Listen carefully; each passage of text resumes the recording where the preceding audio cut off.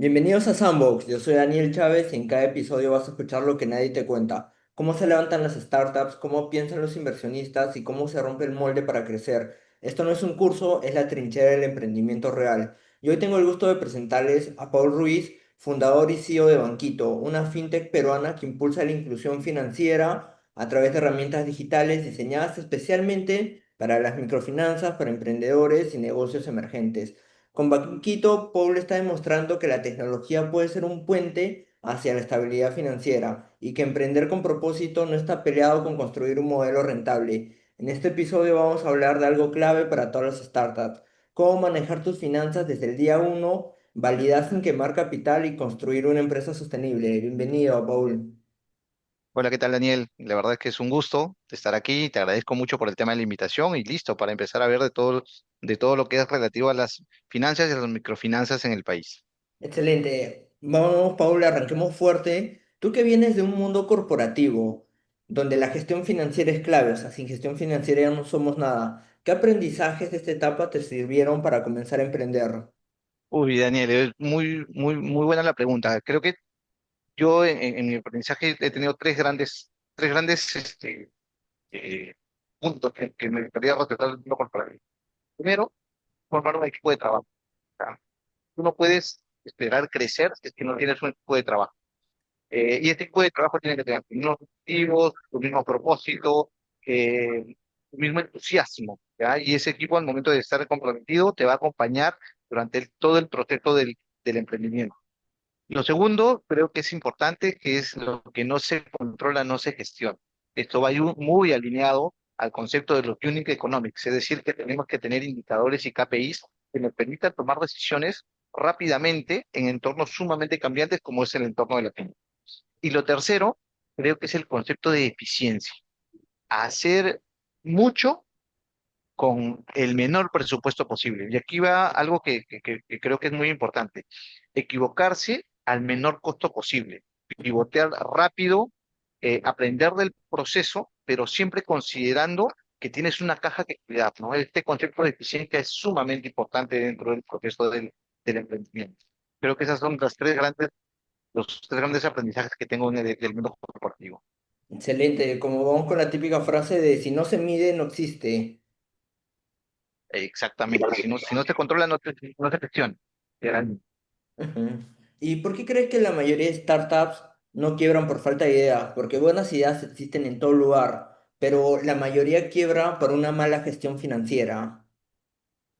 Yo creo que básicamente es un proceso de formación y en algún momento yo diría este de romanticismo, ¿ya? ¿Por qué? Porque muchos nos emocionamos con el emprendimiento, con la idea del concepto, el beneficio social o hasta simplemente por el ego, ¿no? Por el decir, oye, soy emprendedor, tengo mi propia empresa, pero olvidamos cuatro cosas fundamentales, creo yo. Primero, los costos asociados con el operador. Segundo, ¿cuánto es el pricing adecuado de mi producto de cara a mis clientes, ¿no? Para saber el margen operativo. Tercero, el tamaño del mercado objetivo, ¿no? Y con esto creo que todo emprendedor tiene que hacer dos preguntas fundamentales. Primero, ¿cómo financio mi operación? Y segundo, ¿cuánto tiempo me toma o cuánto tiempo voy a tener que financiar mi operación? Estos dos puntos son importantes, ya que no tenemos recursos eternos, ¿no? Los recursos financieros no es que te crezcan por la rama. Al contrario, debemos revisar si lo financiamos con nuestros propios ahorros, si nos pedimos prestados de familiares, si pedimos prestados a una entidad financiera. Por eso es sumamente importante que el concepto de eficiencia que hablábamos hace un momento es un concepto que tiene que nacer con el emprendedor. ¿Para qué? Para que justamente esas ideas en el trayecto no se quiebren y no caigan producto de que no haya financiamiento finalmente, ¿no? Entonces ahí vamos como que cada fundador debe tener un mindset financiero, un mindset de conocer bien sus números. Totalmente. O sea, aquí el concepto de unit económica es fundamental. Tú lo mencionaste hace un momento, lo que no se controla no se gestiona. Si tú no tienes el concepto financiero de decir, oye, estos son los indicadores o los tres principales indicadores que voy a gestionar, vas a tomar decisiones seguramente, pero muchas de ellas no van a ir orientadas a mejorar el performance de los indicadores que tú estás controlando, que tú estás gestionando. Ujú. ¿Y cuál tendría que ser los primeros pasos de un founder que tal vez no tiene conceptos financieros, viene tal vez de una carrera que en su vida ha visto un flujo de caja. ¿Cuáles deberían ser sus primeros pasos al momento de fundar su startup? Yo lo que creería es que ahí va el concepto de equipo. Yo puedo tener muchas habilidades, pero también sé que tengo que tener muchas oportunidades de mejora. Y allí es donde te tienes que soportar en el equipo. De repente no eres el mejor financiero. Vas a tener, digamos, las nociones básicas de finanzas, pero únete con otra persona o haz una alianza con otra persona que sea parte del equipo para que esa persona compense esa debilidad y empiece a gestionar en equipo.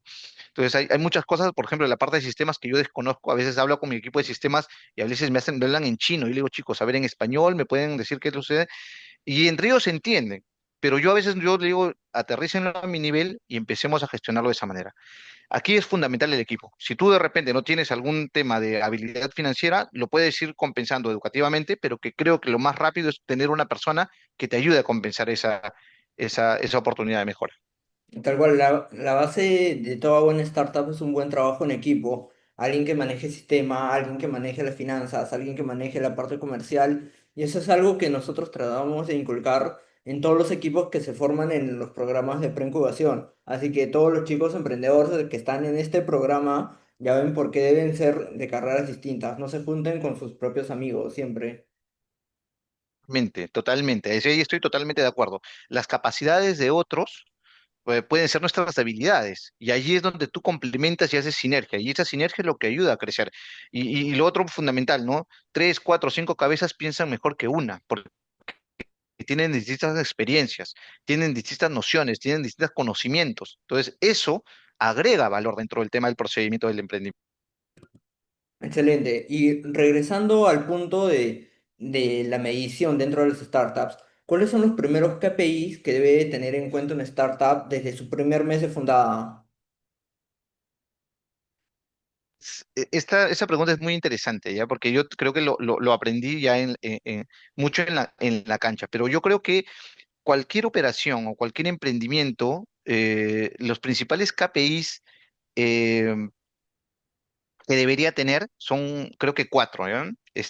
Primero, creo que su costo de adquisición de clientes, su CAC, ¿ya? Para saber cuánto le cuesta traer un cliente. Segundo, su MRR o sus ingresos mensuales, sus ingresos promedios mensuales. ¿Cuánto está teniendo en caja por esos clientes? Con eso, tú sacas ya tu margen o tu utilidad operativa, ¿correcto? Esos son los tres principales que creo que debería tener. Y coloco un cuarto, porque creo que es fundamental al momento de que tú seas un emprendedor, que es tu parque de clientes o tu cantidad de clientes. Eso mide cuánto efectivamente estás impactando o cuántas personas o cuántos clientes efectivamente estás trayendo hacia tu compañía. Y Ujú. esos clientes son los que efectivamente te van a dar los ingresos, eso seguramente te vas a saber cuánto te cuestan y eso seguramente te van a dar la utilidad. Entonces, para mí, esos cuatro indicadores deberían ser fundamentales para que un emprendedor lo tenga muy claro al momento de iniciar el tema de sus operaciones.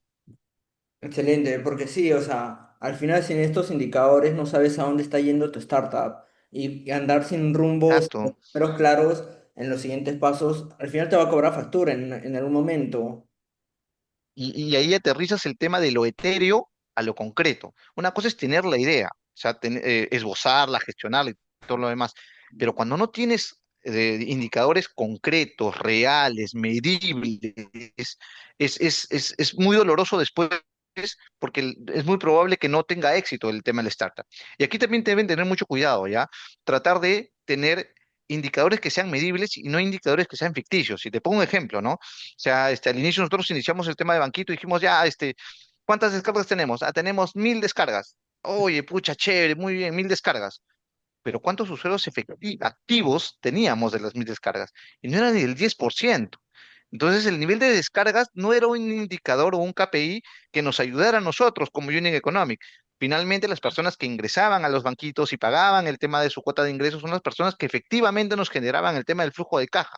Entonces, allí descremar digamos, los KPIs que son gaseosos, etéreos, ¿no? Ir a lo concreto, a lo que efectivamente te está moviendo la caja. Y debe tener mucho cuidado el emprendedor de saber elegir sus KPIs. Por eso digo que deberían ser tres, que es el CAC, el MRR y el tema de su margen y sobre eso empezar a ver su cantidad de clientes, porque eso de alguna manera le va a medir cuánto está creciendo o decreciendo Ujú. año contra año, ¿no? Tal cual es importante porque uno siempre como emprendedor se quiere engañar un poco, quiere comenzar a ver sus métricas vanidosas, pues tantas vistas, Exacto. tantas vistas he jalado, tanta gente ha asistido a mi evento, tanto esto, pero en realidad si no manejas bien lo que estás vendiendo y lo que realmente estás generando con tu negocio, o sea, ¿para qué estás trabajando? ¿Para las vistas o para las ventas? Exacto. ¿Cuántos han pagado efectivamente? Así es. Tal cual. Y ahora ya yendo a Banquito, ¿cómo fue el proceso de validar antes de invertir en tecnología? A ver, creo que para nosotros nuestro MVP duró un año más o menos. Fue muy educativo, realmente, ¿ya? Inicié con un MVP con 3 banquitos y 30 personas, ¿correcto? Sacamos un MVP tipo la versión web del app.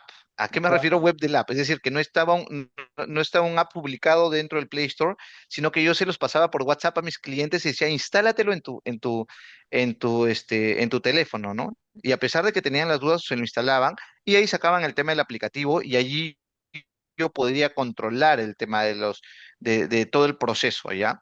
Y la verdad es que nosotros al principio, cuando sacamos esta versión web app, por llamarlo de alguna manera, nosotros dijimos, hemos sacado el super producto, nos pareció la mejor app del mundo, y cuando lo fuimos a entregar a nuestros clientes, le encontraron 1000 errores, Uh, así, 1000 errores. Y eso nos ayudó muchísimo porque entendimos el tema del aprendizaje validado, ¿no? Nos dijeron, oye, modifica acá, esto nos va bien, añádele esto, podrías mejorarlo de esta manera. Nos hicieron muchas observaciones y eso nos ayudó a validar el tipo de producto que nosotros teníamos. Incluso yo coloqué mi cuenta personal como si fuera una especie de cuenta del fideicomiso, yo tengo un fideicomiso con Cofide, lo coloqué en el principio mi cuenta personal y yo decía, pues, estoy expuesto a que Sunat me haga alguna observación y todo lo demás, pero en ese proceso del aprendizaje entendimos cosas muy puntuales, como por ejemplo el hecho de empezar a validar lo que el cliente quería finalmente, ¿ya? Y eso es algo que nos ayudó. Ya al momento de que empezamos a pulir todas esas observaciones que nos duró en promedio entre 3 y 5 meses, dijimos, oye, ya está la versión mucho más tuneada, vamos al tema de la versión para colocarlo dentro del Play Store, ¿no? Pero fue muy educativo y nos ayudó muchísimo el concepto de aprendizaje validado. Encajamos en 30 personas que eran nuestro perfil objetivo y sobre ellas empezamos a pivotear nuestra calidad de producto que estábamos brindando en tiempo real y eso, al momento de tunearlo, ya nos ayudó a hacer la publicación mucho mejor. Porque sí, eso, o sea, eso es una gran lección. Algo que vemos bastante dentro de la incubadora es emprendedores que desde el día uno todavía ni siquiera han validado el problema, pero ya quieren lanzar su aplicación súper bien trabajada, ya están gastando dinero en programadores, pero es como que, bro, o sea, todavía no sabes cuál es tu problema que estás resolviendo, todavía no tienes ni un MVP, vas a gastar 30.000 soles en una aplicación. Y yo lo que les digo es, no cometan ese error. Yo lo cometí y gasté una parte del presupuesto que teníamos diciendo, oye, así debe funcionar, pero a la vista y paciencia de los emprendedores, o sea, de las personas que estábamos armando el conjunto Banquito. Pero cuando ya fuimos a la realidad, nos topamos con una serie de errores que tuvimos que hacer una reingeniería de lo que ya habíamos hecho, y con esa reingeniería viene un doble costo. Entonces, la idea es lo que tú dices, Daniel, empezar a pivotear primero, empezar a identificar qué problema estás solucionando, empezar a ver que tu herramienta efectivamente le esté brindando a los clientes esas cosas que está buscando.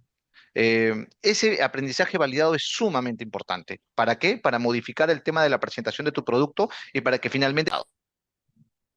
Así Ujú. es.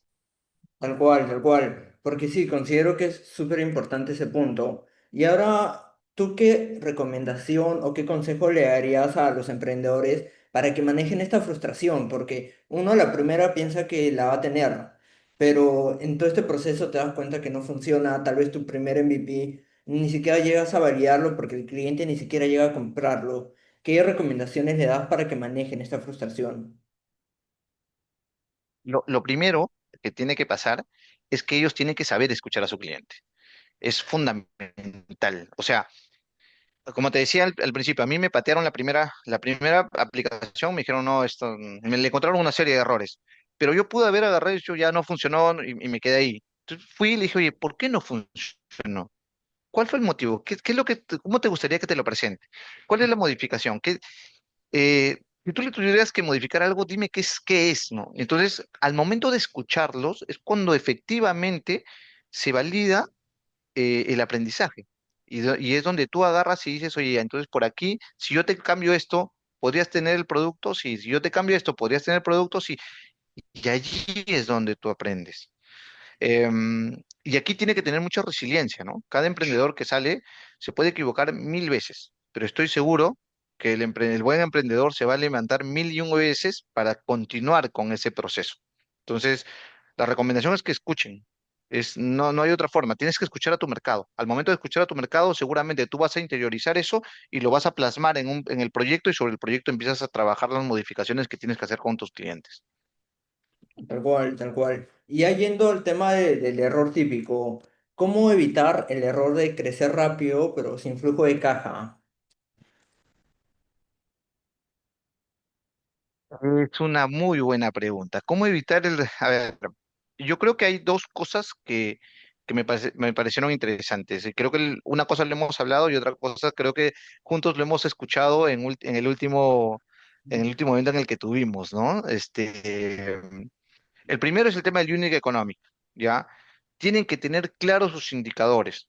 Agarren tres indicadores fundamentales, ¿ya? Y que traten que no sean estos indicadores gaseosos de lo que estábamos hablando. O sea, traten de que sea que mueva el tema en la caja para que ustedes puedan tomar decisiones rápidamente. De nada sirve crecer si no monetizas. De nada sirve escalar si no monetizas, porque finalmente es, eh, eh, esto es una inversión.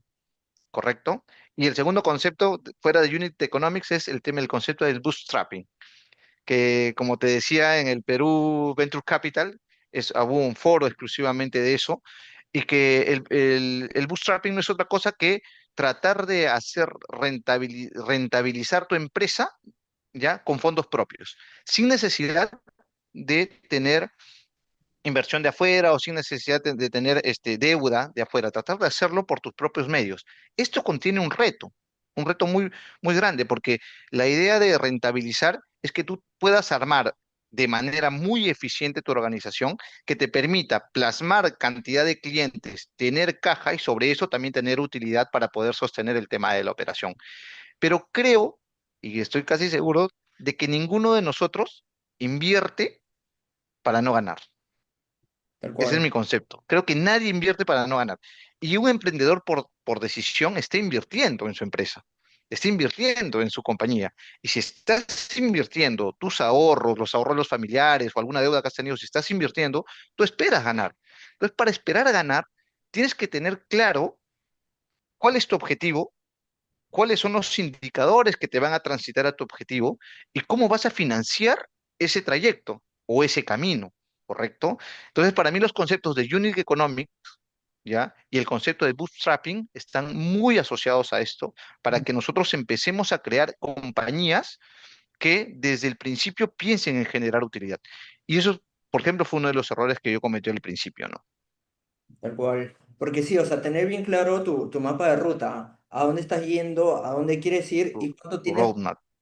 Porque ahora vemos bastantes startups que dependen de la inversión. Si nadie invierte en los próximos 6 meses, se cae y quiebra la startup. Porque depende bastante mucho de esta inversión externa, de estos aliados externos. Porque a la hora de la hora, si solo trabajan con lo que ganan, no son rentables. Y a eso me refería cuando yo te dije que yo cometí ese error. Y porque muchas personas dentro del entorno fintech piensan, ah, sí hago mi fintech, la sostengo 6 meses y ahí me viene la inversión, el grant, el contra el equity o contra deuda y todo lo demás, y me sostengo. Y yo creo que ese no es el fin. Yo creo que nosotros debemos ser muy claros que si tú estás invirtiendo, inviertes para ganar. Trata de hacer rentable tu compañía en el menor tiempo posible. Y si es con tus propios recursos, bienvenido sea, porque si de repente viene alguna otra persona, te agarra y te dice, oye, yo te inyecto capital, pero quiero el 20% de tu compañía, tú vas a estar en la posibilidad de decir, oye, ¿sabes qué? Sorry, pero no quiero.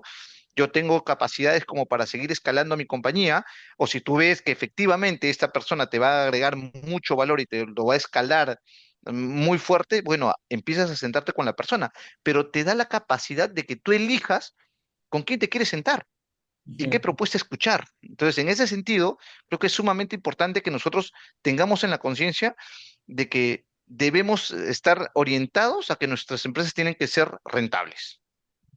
Sí, porque, o sea, realmente esta libertad que tú tienes de manejar tu startup como tú lo tienes pensado estratégicamente, o sea, esa libertad no te la da cualquiera, porque en el momento que alguien invierta, realmente te va a pedir algunas cosas que tal vez no está alineada con tu visión y eso cambia bastante el rumbo a donde te diriges. Totalmente. Y a eso, y a eso me refería cuando que tú puedes, en el momento que tu empresa es rentable y está creciendo sostenidamente, tú te puedes tomar la libertad de elegir con qué persona sentarte a la mesa para negociar y con quién no. Lógicamente ahí tú eliges hacia qué orientación, hacia qué propósito va esa persona. Ujú. Totalmente de acuerdo contigo, Daniel. Y con esta experiencia que me comentas, ¿qué recomendación le darías a una startup que tiene usuarios pero todavía no llega a monetizar su modelo de negocio? A ver, yo siempre tomo el caso de Google en esta pregunta, ¿ya? Google mucho tiempo nunca supo cómo monetizar, ¿ya? Hasta que encontró su modelo de negocio. Y te comento algo, una infidencia. Banquito, cuando inició Banquito, yo tampoco sabía cómo monetizar. Ujú. No lo sabía. Te juro que yo decía, oye, ¿cómo monetizo esto? Banquito se dedica a hacer juntas digitales, ¿ya? Pero yo decía, ¿cómo monetizo esta parte? Y la única forma como encontré la monetización fue estando en el proceso con mis clientes, escuchándolos, ¿ya? En ese momento, cuando ya me empecé a colocar el tema de la aplicación, cuando empecé a ver que les agregaba valor, cuando empecé a ver que les gustaba y lo utilizaban permanentemente la aplicación, yo tenía mapeado en qué momentos lo utilizaban, cuánto tiempo, cuántas horas a la semana lo utilizaban, qué clientes eran mucho más frecuentes dentro del tema de la aplicación. Entonces, en ese momento y dije, oye, sí, aquí hay una forma de rentabilizar. Entonces dije, oye, por cada operación te voy a cobrar un fee, al terminar el banquito te voy a cobrar otro fee adicional. Entonces, cosa que yo de alguna manera, como unit economic, dije, oye, para poder hacer rentable, tengo que tener este tipo de margen. Y con ese margen fue el pricing que finalmente se lo transporté a mi cliente. Pero ya lo entendí como 3, 4, 5 meses después de que yo me lancé la aplicación y cuando estaba viendo el tema de la aplicación, entendí por dónde debería monetizar. Muchos emprendedores seguramente no van a saber cómo hacerlo. Yo no lo supe en principio, pero estoy seguro que si es que ven a su cliente, ven su mercado, ven cómo van el tema de las operaciones dentro de su gestión, estoy seguro que van a encontrar una manera de cómo hacerlo. Pero lo principal es que su cliente sienta que le están agregando valor. En el momento que sienta que le están agregando valor, ese cliente va a estar dispuesto a pagar un pricing por ese valor. Y eso es fundamental. Y es lo importante, ¿no? El conocer la ruta de tu cliente desde el momento uno que descarga la aplicación, desde el momento dos, Así es. qué me ofrece, qué me da, si realmente vale la Exacto. pena pagarlo o no pagar. Porque ese punto de partida de, oye, voy a poner mi tarjeta de crédito, yo voy a hacer un depósito, es como lo decisivo. Sí, o sea, totalmente. Por ejemplo, ¿no? O sea, yo ya tengo 300 clientes dentro de mi plataforma, más de 300 clientes en mi plataforma, y todos son emprendedores, ¿no? Y hace poco unos chicos me dijeron, oye, pues, ¿y no podríamos, este, publicitar nuestros emprendimientos dentro de la aplicación Banquito? Y me comparaban, me decía, así como Yape, ¿te acuerdas? Yape tiene, aparte de arriba, tiene sus tienditas virtuales y todo lo demás. Y digo, oye, sí, me parece muy buena idea, le digo, ¿no? Entonces yo lo que voy a hacer, ya estoy viendo el tema de colocarle esos espacios a cada uno de ellos. En principio se lo voy a dar gratuito, pero sé que si la persona que quiera salir en primera pantalla como un pop-up de Banquito, a ese cliente le voy a cobrar un plus adicional. Y eso es otra forma de rentabilidad, por ejemplo, para mí que no se me ocurrió, pero lo vi directamente en la cancha con mis clientes. Y eso va a ser parte de los ingresos de Banquito también. Y voy a promocionar los negocios de mis emprendedores. Y se lo voy a dar a un precio muy módico y van a ser dentro de la cultura que nosotros tenemos y todo lo demás. Y todo versus la aplicación. Y le estoy sacando el jugo a la tecnología que estoy teniendo en este momento. Y todo eso pasó en el camino de estar desarrollando tu aplicación, en el momento de estar validando, en el momento de estar con tu cliente el día a día. Y esa es la Así es, clave para manejar bien tu negocio, porque si no lo conoces tú, ¿quién más lo va a conocer? Si tú eres el fundador. exactamente. Nadie puede conocer más que tu negocio que tú. Tú lo has dicho. Como te digo, son ideas de negocio que a mí no se me hubiera ocurrido, pero ya estando con ellos, participando activamente con ellos, es donde ya saltan estas ideas y que nos ayudan y finalmente nos agregan valor y saber en qué momento de aplicar el tema de la monetización.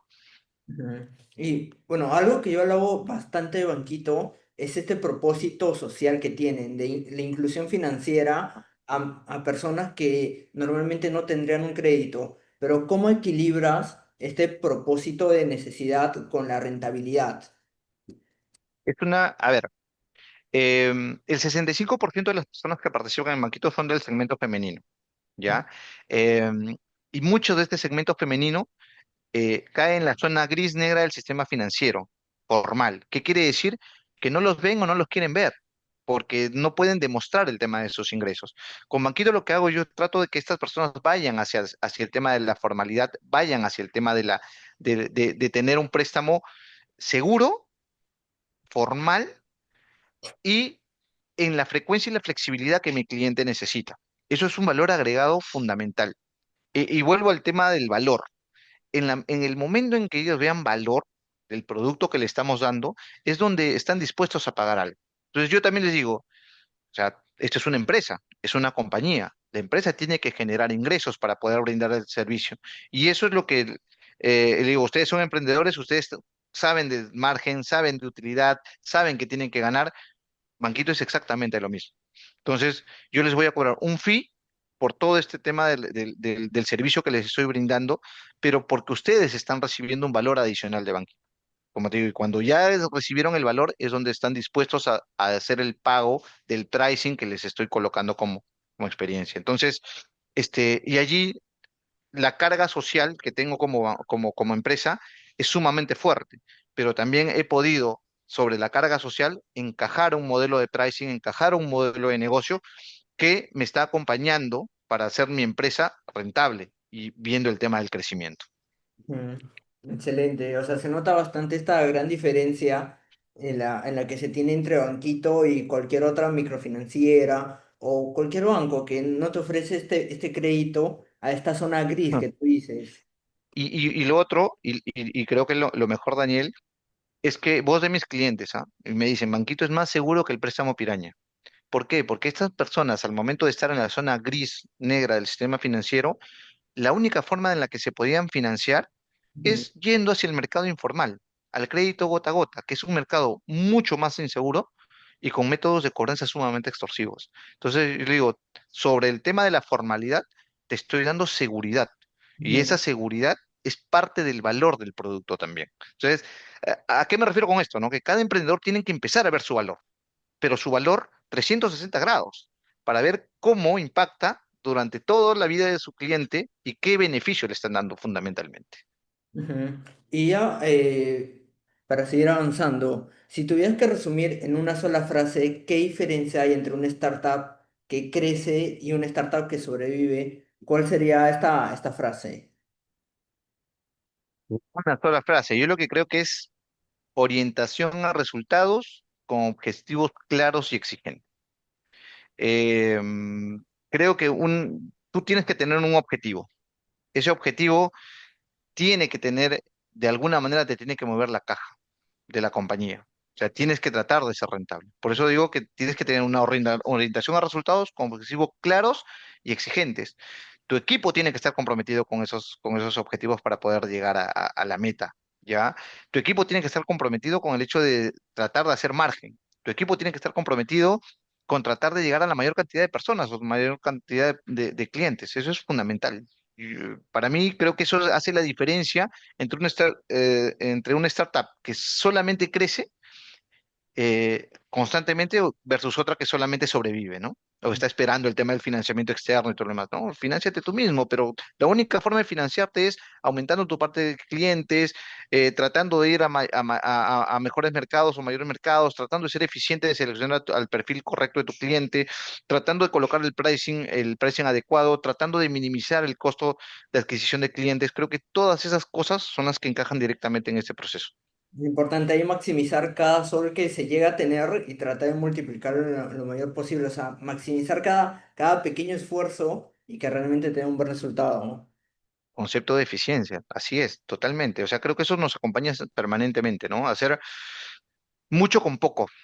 Esa es la clave, básicamente, de eficientar todo este proceso. Y allí creo que hoy tenemos mucha más tecnología a la mano como para poder hacer esto más rápido, ¿no? Hoy tienes IA, hoy tienes VoiceBot, hoy tienes bots, hoy tienes todo este concepto del machine learning que te puede ayudar a seleccionar mucho mejor el perfil de tu cliente y te puede, digamos, acelerar mucho más rápido en este proceso. Mm. Y para cerrar, Paul, si tuvieras que regresar al día uno donde fundaste Banquito, ¿qué recomendación le dirías a tu Paul del pasado? ¿Qué le dirías? A ver, creo que lo mencioné, pero creo que esta pregunta me hace reflexionar muchísimo, ¿ya? Yo creo que si yo estuviera hace 3 años que tiene Banquito, lo primero que haría, o las dos cosas que haría, o los dos conceptos que tomaría, es Unit Economics, aterrizar mis tres principales indicadores para poder gestionarlos y llevarlos a un objetivo bastante claro. Y el segundo concepto que diría es el bootstrapping, el no pensar que de aquí a 6 meses o un año me va a venir otro de fuera, se va a meter en mi compañía porque le voy a tener que dar parte de las acciones, ¿ya? Y me va a inyectar capital y por ahí de repente puedo perder mi concepto social o puedo perder mi esencia como empresa, Mm. ¿ya? Para incorporar a una persona a la mesa que no necesariamente conozca o, no, o que no necesariamente vaya con mi propósito y me inyecte capital para poder seguir adelante. Creo que son las dos cosas que yo tomaría o que yo le recomendaría a todo emprendedor que inicie, que coloque bien sus unit economics y que empiece a hacer bootstrapping, es decir, que empiece a revisar con sus propios recursos el tratar de escalar rápidamente su compañía para hacerlo rentable. Y vuelvo al tema sencillo, ¿no? Nadie invierte para perder, nadie. Todos debemos invertir para ganar y sobre ese tema de invertir para ganar es el concepto de decir quiero hacer una compañía que sea rentable. Esa debería ser nuestra orientación. Eso creo que fueron los aprendizajes que tuve durante estos 3 años que ya tengo como emprendedor en Banquito y creo que lo he tomado con mucha fuerza para seguir creciendo como compañía. Qué buena respuesta. O sea, para todo emprendedor que nos esté escuchando o para todo el que quiere emprender, no hay nada mejor que esta independencia de agarrar tu empresa y llevarla en el hombro y andar año tras año en la búsqueda de esta libertad financiera que puedes lograr a tener. Realmente, y creo que se puede hacer. Lo podemos hacer, pero muchos emprendedores piensan que no, pues está el entorno para que me inviertan. O sea, y allí es donde yo entendí, ¿no? Fueron 2 años en los que yo estuve en varios programas de aceleración, estuve viendo el tema de qué inversor traer, perfilaba y quemaba mi tiempo y mi esfuerzo en tratar de conseguir un inversor, cuando realmente mi mayor orientación y mi tiempo debió estar en alinear mi units economics, empezar a ver mi caja, empezar a decir por qué estrategia tengo que pasar, qué actividades base tengo que gestionar, ¿para qué? Para que me dé la utilidad operativa de la compañía. Eso me hubiera agregado mucho más valor porque una vez que tú eres rentable como empresa, te haces mucho más atractivo para un inversor, muchísimo. Y eso lo que genera es que otras personas te vean y digan, oye, me parece interesante tu proyecto, ahora sí te quiero invertir. Pero como te decía hace un rato, en ese momento, cuando tú tienes la sartén por el mango, tú dices, ¿quién quieres que suba al bus y quién quieres que no suba al bus? Tú tienes la capacidad de decidir con quién te sientas a negociar y qué cosas puedes dar y qué cosas no necesariamente puedes dar. Esa capacidad es sumamente fundamental. Ahora, tú has tocado un punto muy importante, Daniel, que es el tema de la independencia económica. ¿Ya?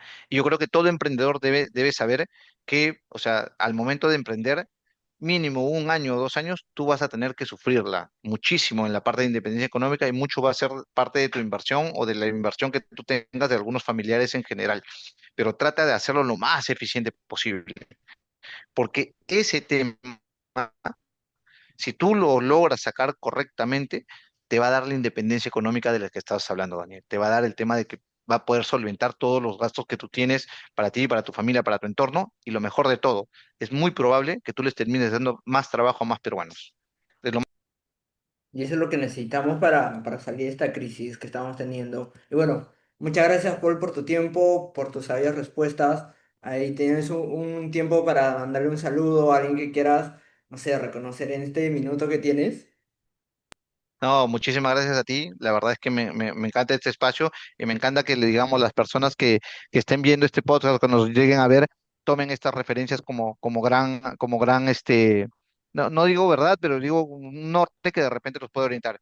Te agradezco muchísimo, agradezco mucho a mi equipo de trabajo, a César Mamani y a Amanda Lafoz, que son las personas que me acompañan durante este proceso y esta aventura, y estoy seguro que nosotros vamos a seguir adelante. Y síganme en redes como Banquito, en Instagram, en Facebook, en LinkedIn. La verdad es que estamos tratando de cambiar las finanzas y tratamos de hacer que el microcrédito sea un derecho fundamental de las personas, porque creemos que el microcrédito lo que hace es cataliza la economía y lo que hace es escala los emprendimientos y las innovaciones que tenemos dentro del país.